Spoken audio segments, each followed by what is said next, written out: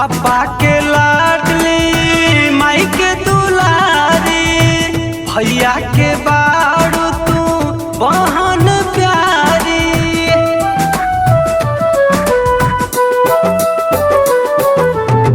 पापा के लाडली माई के दुलारी, भैया के बारू तू बहन प्यारी।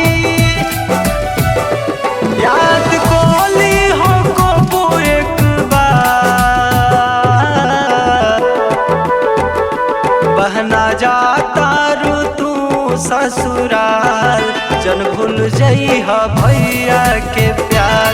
बहना जाता रू तू ससुराल, जन भूल जइहा भैया के प्यार।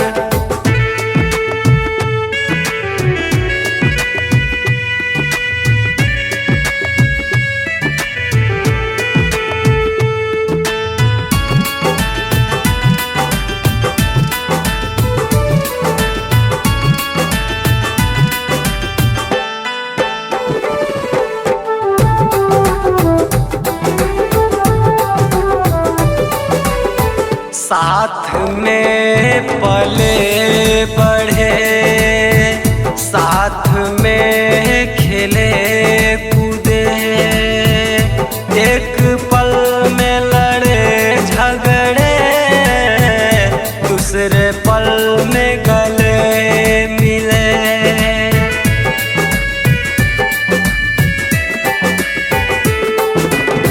साथ में पले बढ़े, साथ में खेले कूदे, एक पल में लड़े झगड़े, दूसरे पल में गले मिले। कबो टूटल न सनहिया के तार, जन भूल जइहा भैया के प्यार। बहना जाता रू तू ससुराल, जन भूल जइहा भैया के प्यार।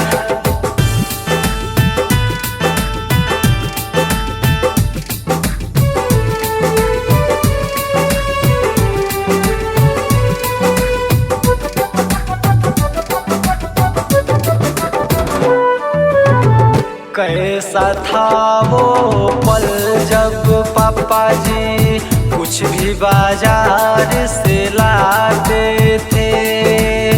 हम सब भाई बहन मिलजुल के बाँट बाँट के खाते थे।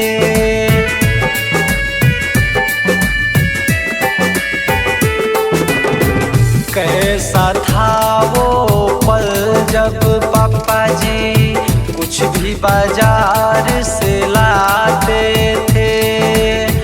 हम सब भाई बहन मिलजुल के बाँट बाँट के खाते थे। सभी हंसते थे ठहाका मार मार, जन भूल जइहा भैया के प्यार।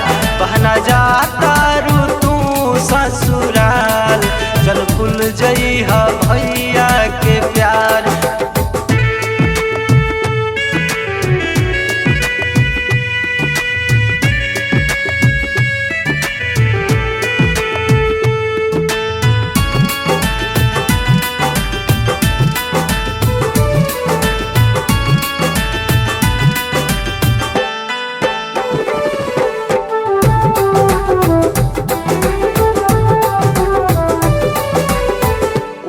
नारायण हाथ जोड़ के रब से यही दुआ करे, मेरी बहना जहाँ भी रहे जुग जुग तक खुश रहे।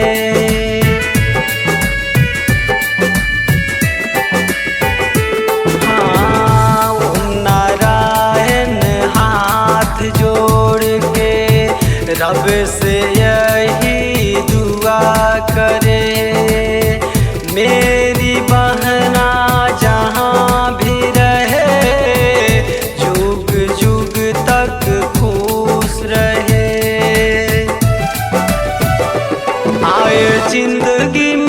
खुशियाँ हजार, जन भूल जइहा भैया के प्यार। बहना जाता रू तू ससुराल, जन भूल जइहा भैया के प्यार। बहना जाता रू तू ससुराल, जन भूल जइहा भैया के प्यार।